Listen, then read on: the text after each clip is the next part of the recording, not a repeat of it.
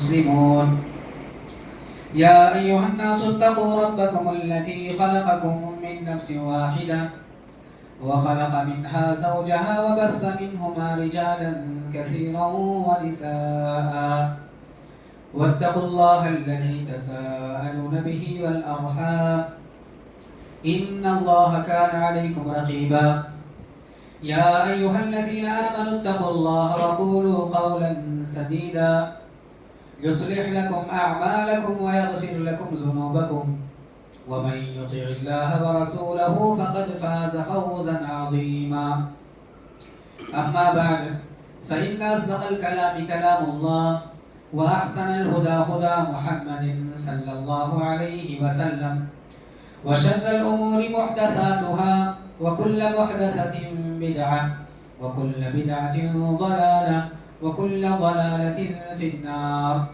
أعوذ بالله السميع العليم من الشيطان الرجيم. بسم الله الرحمن الرحيم.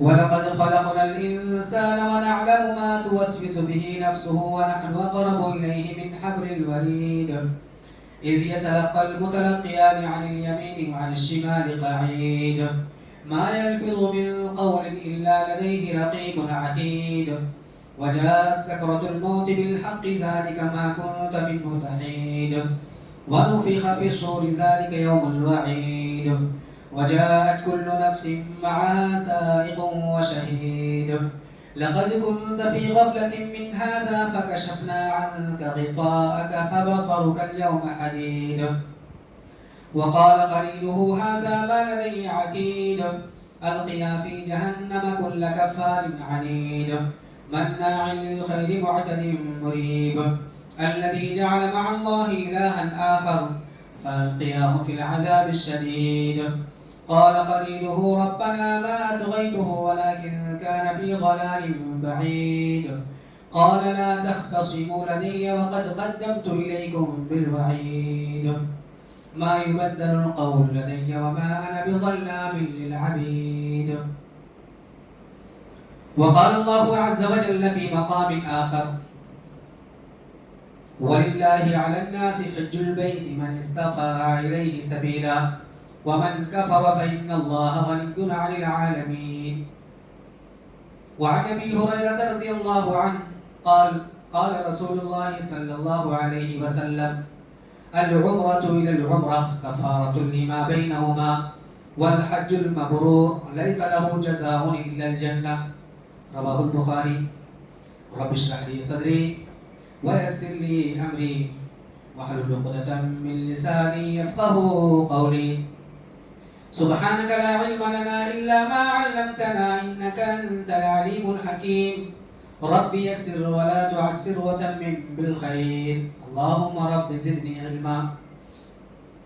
بزرگان محترم، عزیزان ملت اسلامیہ، پردہ نشین خواتین اسلام، دینی ملی اسلامی بھائیوں اور عزیز بچوں، ہر قسم کی تعریف و توصیف، حمد و ثنا، کبریائی و بڑائی، عظمت و بزرگی اور پاکیزگی صرف اور صرف اللہ رب العالمین کی لائق اور زیبا ہے، جو ہمارا آپ کا سب کا خالق و مالک، رازق اور مدبر ہے، جس کی مشیت اور مرضی کے بغیر کوئی بھی حرکت نہیں ہو سکتی. سارا نظام، سارا سسٹم جس کے اشارے اور جس کی مرضی سے چل رہا ہے.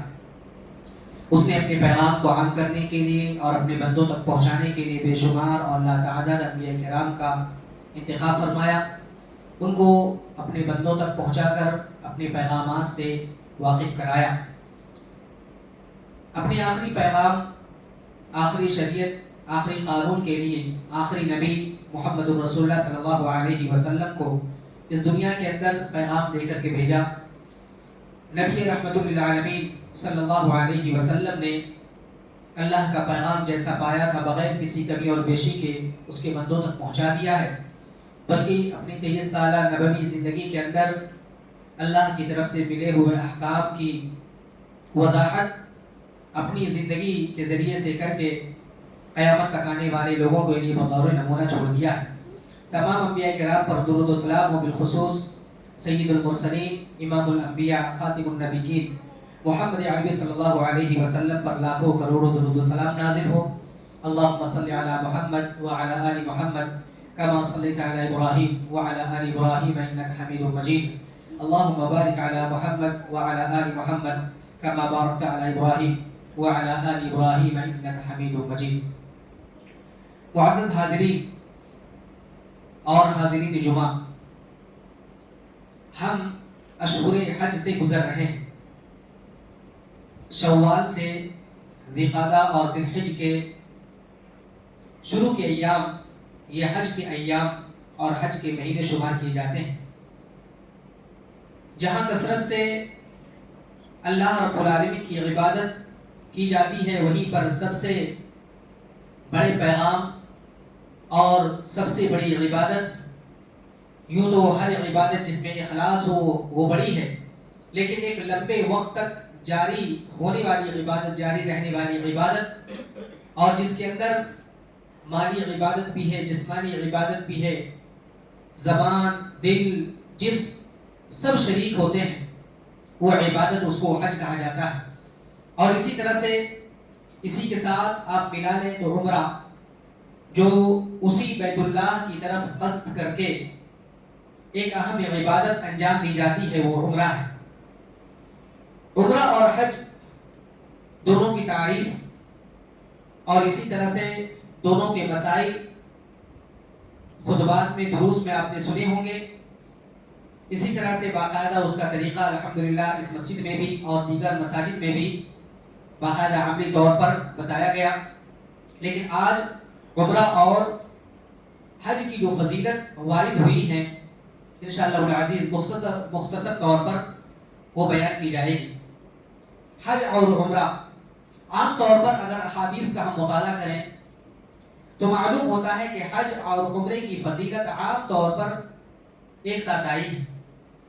بعض حدیثیں ایسی ہیں جہاں پر صرف حج کے سلسلے میں بات کی گئی ہے، اور بعض حدیثیں ایسی ہیں جن میں عمرے کی فضیلت بیان کی گئی. لیکن مختصر طور پر یہ جان لیں کہ عام طور پر حج اور عمرے کی فضیلت ایک ساتھ آئی ہے. لہذا 9-10 انشاءاللہ 8 یا 9 فضیلتیں مختصر طور پر بہت ہی آسان انداز میں، یہ کہہ لیں صرف نصوص اور ترجمے کے ساتھ بیان کی جائیں گی. اللہ تبارک و تعالیٰ سے اس دعا کے ساتھ کہ رب کریم مجھ کہنے والے کو حق بات سچ بات قرآن و سنت کے مطابق کہنے، تمام سامعین و سامعات کو بغور سماعت کرنے اور کہی ہوئی باتوں میں سے حق بات کی پیروی ہم سب کو کرنے کی توفیق عطا فرمائے. آمین یا رب العالمین. حضرات گرامی،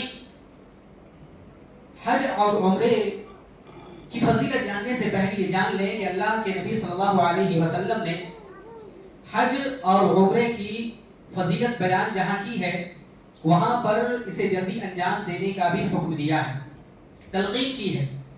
اللہ رب العالمین نے بھی فرمایا وَأَتِمُّوا الْحَجَّ وَالْعُمْرَةَ لِلَّهِ، کہ تم حج اور عمرے کو اللہ کے لیے کرو، مکمل کرو.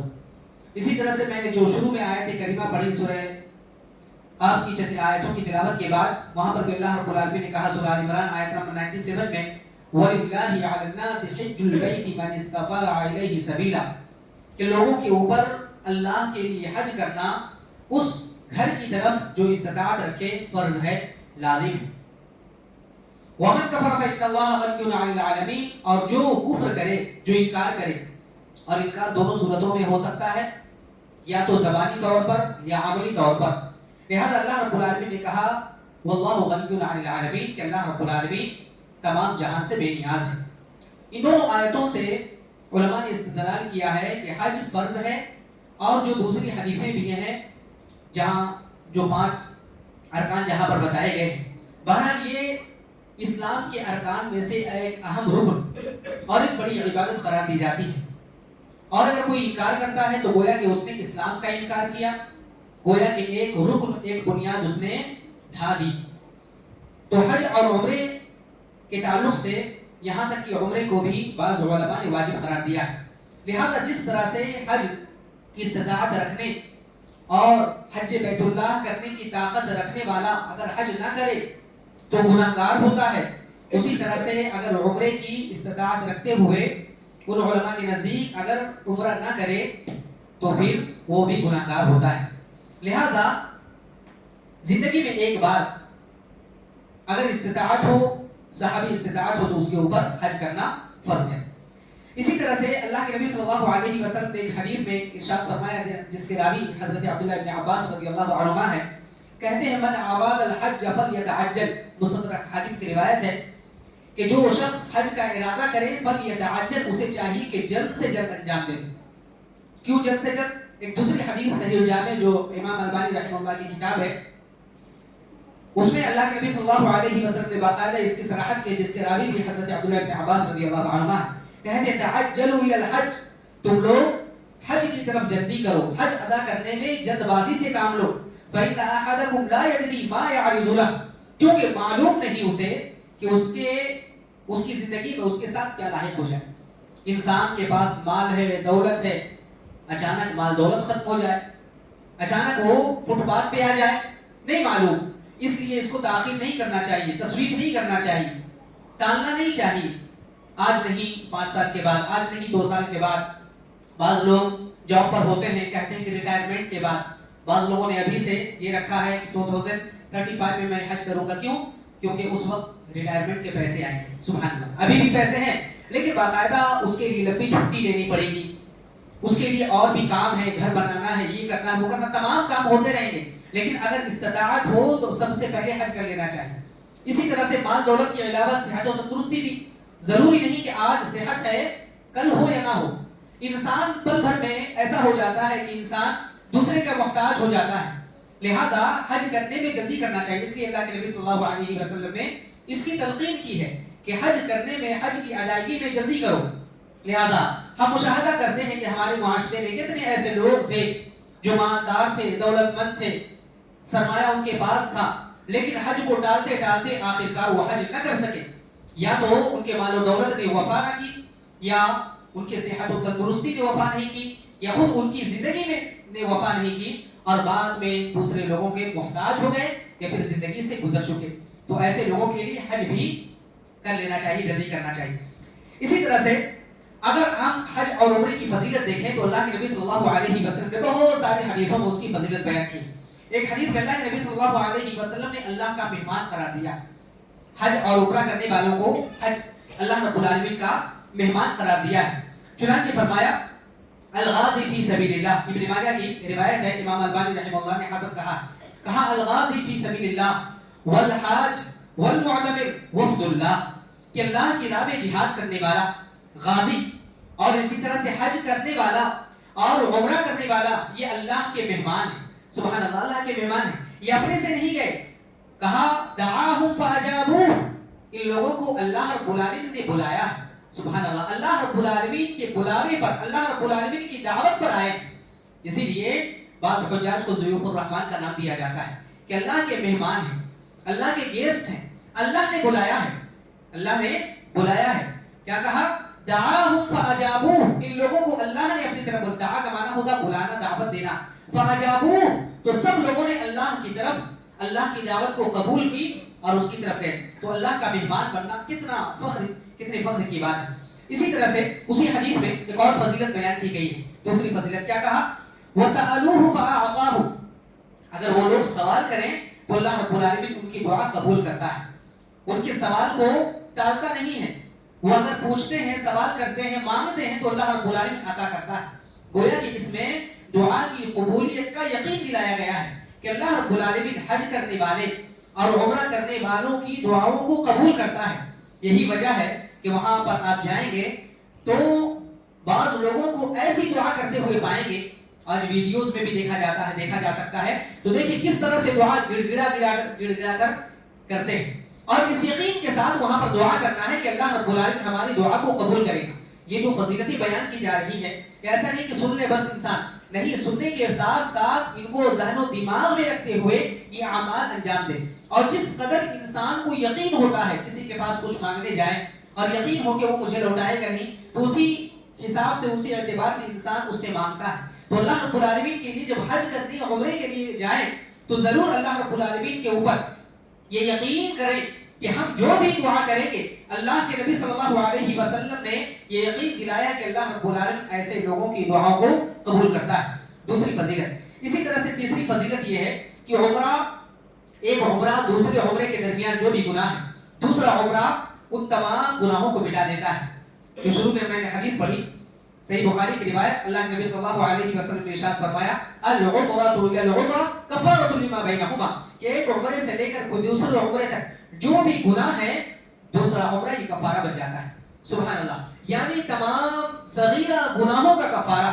نہ جانے ہم کتنے گناہ کرتے رہتے ہیں، نہ جانے ہم کتنے گناہ ایسے کرتے ہیں جو ہم جانتے ہیں نہیں جانتے، جو ہمارے ذہن و دماغ میں ہے کچھ نہیں ہے، کچھ جانتے بوجھتے کچھ انجانے میں. ان تمام گناہوں کی اگر دھلائی چاہتے ہیں، ان تمام گناہوں کو صاف کرنا چاہتے ہیں تو اللہ کے نبی صلی اللہ علیہ وسلم نے کہا عمرے سے یہ تمام گناہ مٹا دیے جاتے ہیں.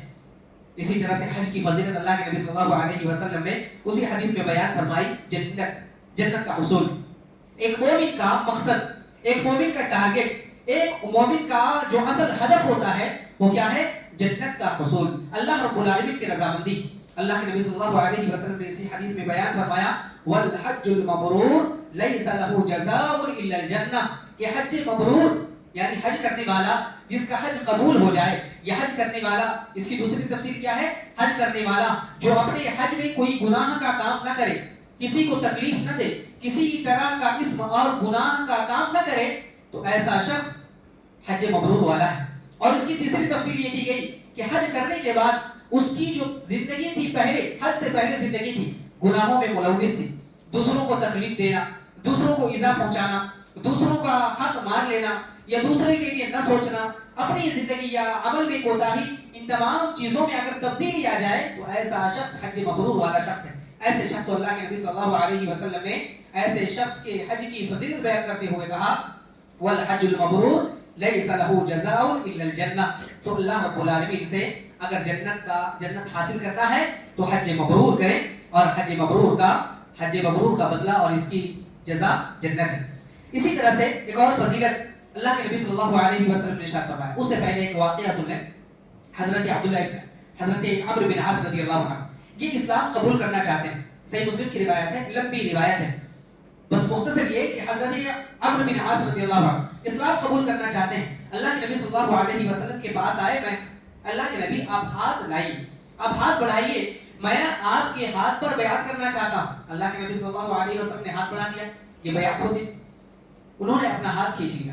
اللہ کے نبی صلی اللہ علیہ وسلم نے کہا مالک یا عمر، اے عمر تم نے ہاتھ کھینچ لیا جبکہ تم نے خود ہاتھ بڑھانے کے لیے کہا تھا، بیعت نہیں کرو گے؟ کہا اللہ کے رسول بیعت کروں گا، لیکن اس سے پہلے میں ایک شرط رکھتا ہوں، اسلام لانے کے لیے ایک شرط رکھتا ہوں. اللہ کے نبی صلی اللہ علیہ وسلم نے کیا شرط ہے بتاؤ؟ کہا میں چاہتا ہوں کہ اسلام قبول کروں تو میرے جو پچھلے گناہ ہیں، اسلام سے پہلے جو بھی میں نے گناہ کیے ہیں وہ تمام گناہ بخش دیے جائیں، معاف کر دیے جائیں. تو اللہ کے نبی صلی اللہ علیہ وسلم نے خوشخبری دی. کہا اما علمت ان الاسلام يهدم ما كان قبله وان الهجرة تهدم ما كان قبلها وان الحج يهدم ما كان قبله. کیا اے عمر تمہیں معلوم ہونا چاہیے کہ اسلام قبول کرنے سے اسلام سے پہلے تمام گناہ معاف ہو جاتے ہیں.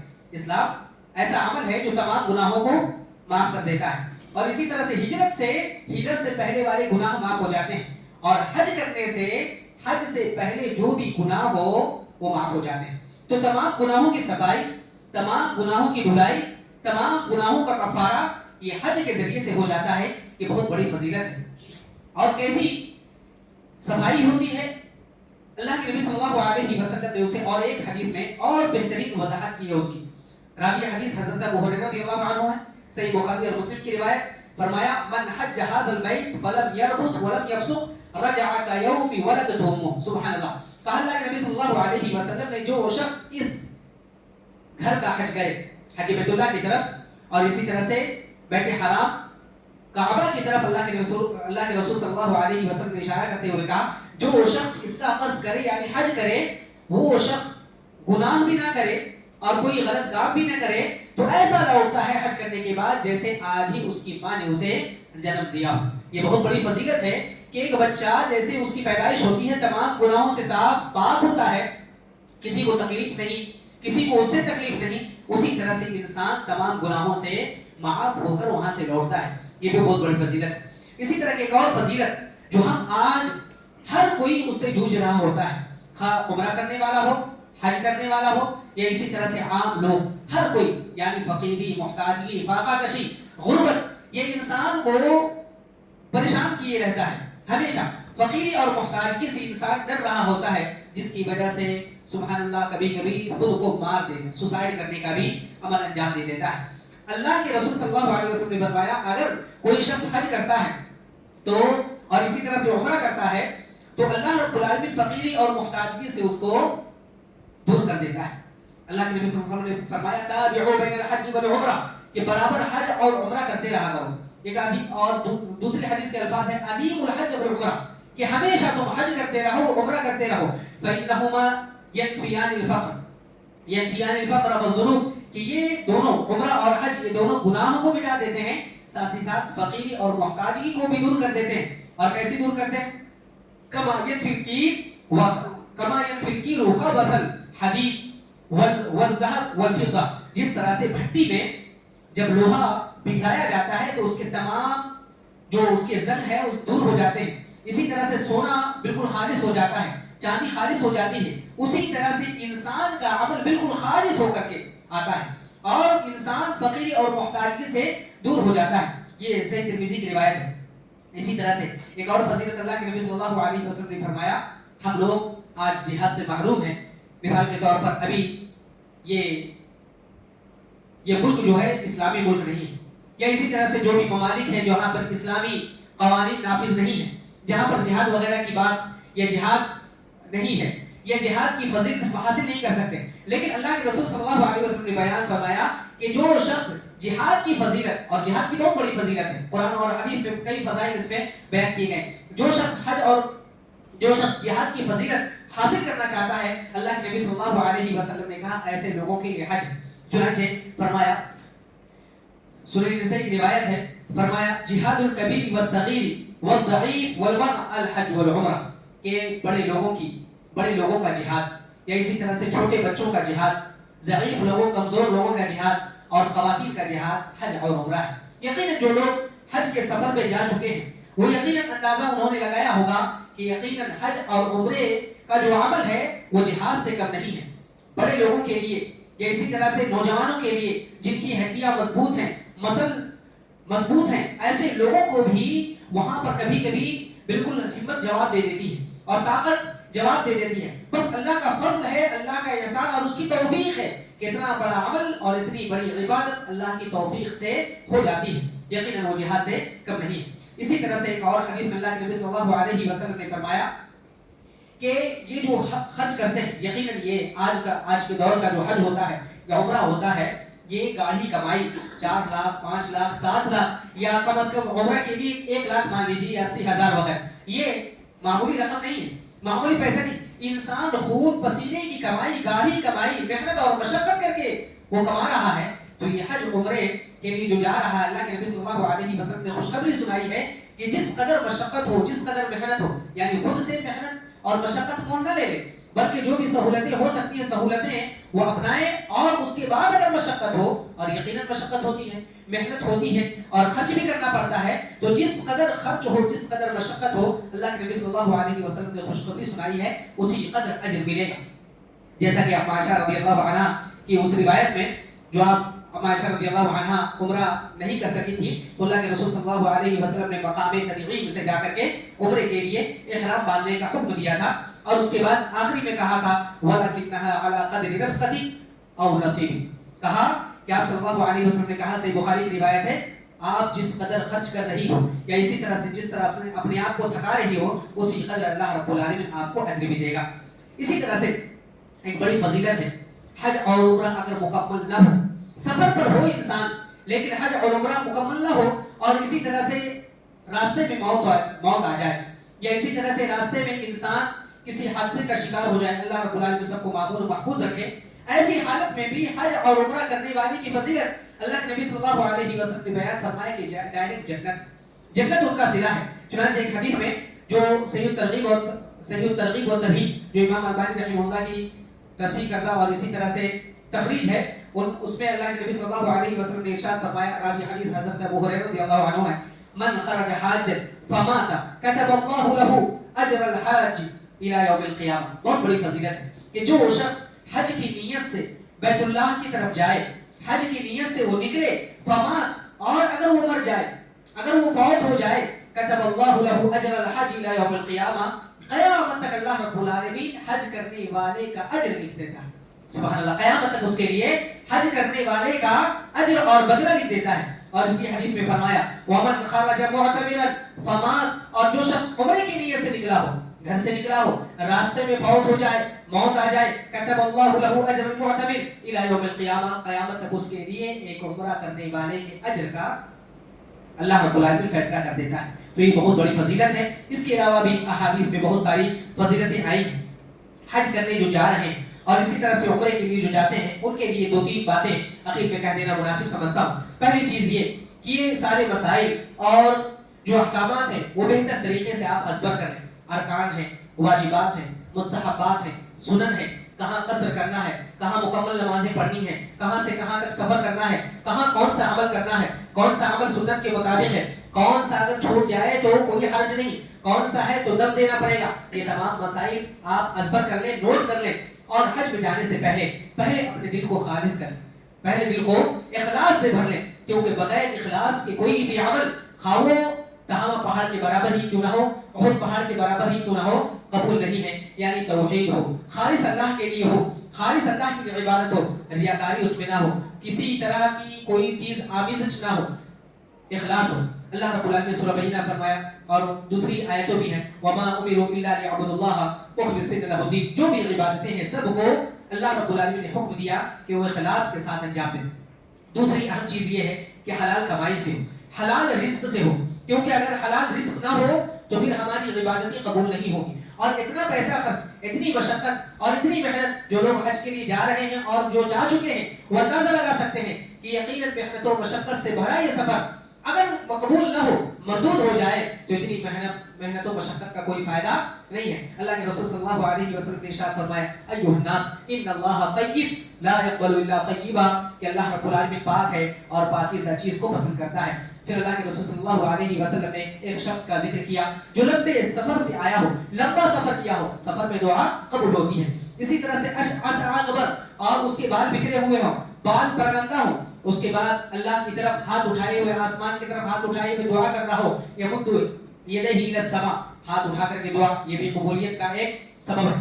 اسی طرح سے کہا یا ربی کہہ کر کے دعا کر رہا ہو، یہ بھی سبب ہے. لیکن اللہ کے رسول صلی اللہ علیہ وسلم فرماتے ہیں فمطعمه حرام ومشربه حرام وملبسه حرام وغذي بالحرام، اس کے کپڑے جو پہنے ہیں اس نے حرام کے پہنے ہیں، جو کھا رہا ہے وہ حلال نہیں ہے، جو پی رہا ہے وہ حلال نہیں ہے، رزق جو اس نے کمایا ہے اور جس کو پیٹ میں ڈالا ہے وہ بھی حرام کی کمائی ہے. کہا فَأَنَّا يُسْتَجَابُ لِذَلِكَ، تو کیسے اس کی دعا قبول ہوگی. لہٰذا اتنی مشقت کر کے، اتنی محنت کر کے اگر ہماری دعا قبول نہ ہو، عبادت قبول نہ ہو، کوئی فائدہ نہیں ہوگا. اسی طرح سے ایک اہم چیز ہے کہ بعض لوگ قرض وغیرہ لیے رہتے ہیں اور بعض لوگ دوسروں کا مال غصب کیے رہتے ہیں. ایسے لوگ بھی حج عمرے کے لیے، ایسے لوگوں کی تعداد بھی بہت زیادہ ہے. لہٰذا اگر کسی نے حق مارا ہے اور حج کے لیے جا رہے ہیں، سب سے پہلے آپ حق کو لوٹا دیں، حقوق ادا کر دیں. اللہ رب العالمین کا حق ادا کرنے جا رہے ہیں، لیکن بندوں کے حقوق کے ساتھ اللہ رب العالمین کا حق ادا نہیں ہو سکتا. سب سے پہلے حقوق ادا کر دیں، خواہ 10,000 روپے کیوں نہ ہو، 20,000 روپے کیوں نہ ہو، خواہ لاکھ روپے کیوں نہ ہو، خواہ چھوٹی رقم ہو بڑی رقم ہو، چھوٹی زمین ہو بڑی زمین ہو، کسی کا حق مار کر کے اگر آپ جائیں تو یقیناً حج اور عمرہ قبول نہیں ہوگا. ہاں ایسا ہو سکتا ہے قرض لے کر کے آپ حج کے لیے جائیں یا سامنے والے کو آپ مطمئن کر لیں کہ آنے کے بعد میں آپ کو دوں گا. اگر آپ دے سکتے ہیں تو فوراً دے دیں، اگر نہیں دیتے تو وصیت کر لیں. جیسا کہ میں نے بتایا سفر ہے، کچھ بھی ہو سکتا ہے، اللہ رب العالمین سب کو محفوظ رکھے، لہذا وصیت کر لیں. اسی طرح سے سنت کے مطابق حج کریں. اللہ کے رسول صلی اللہ علیہ وسلم نے فرمایا تھا خذوا عنی مناسککم. اسی طرح سے آخری چیز ہے کہ ہم جب حج کے لیے جائیں تو اصل مقصد کے لیے اصل مقصد کو سامنے رکھیں. ٹارگٹ ہمارا کیا ہے؟ اللہ کی رضا جوئی، جنت کا حصول اور حج اور عمرہ کرنا.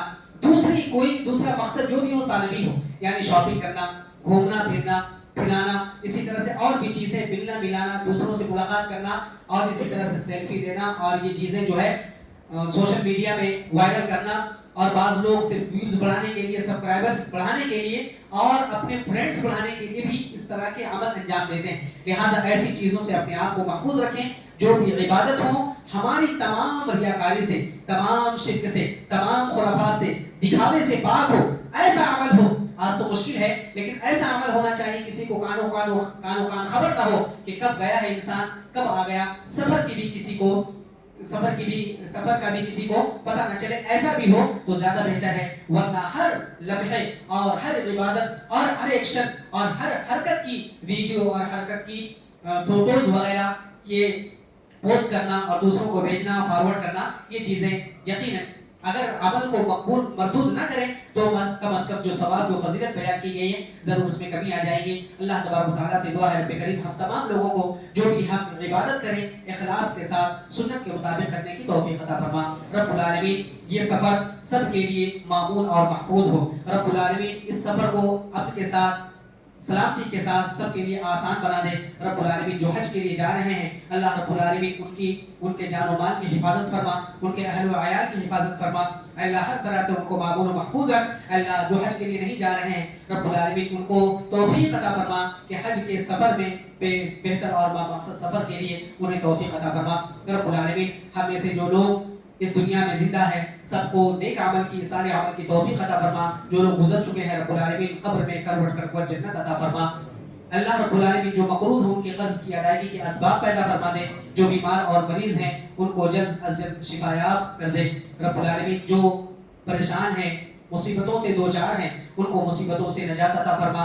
ہمیں جب تک دنیا میں زندہ رکھ، دین اسلام پر قائم رکھ، اور جب ہمارا خاتمہ ہو خاتمہ بالخیر نصیب عطا فرما۔ وآخر دعوانا الحمدللہ رب العالمین۔ بارک اللہ لی ولکم فی القرآن العظیم ونفعنی وإیاکم بما فیہ من الآیات والذکر الحکیم، انہ تعالی جواد کریم ملک مرحوم۔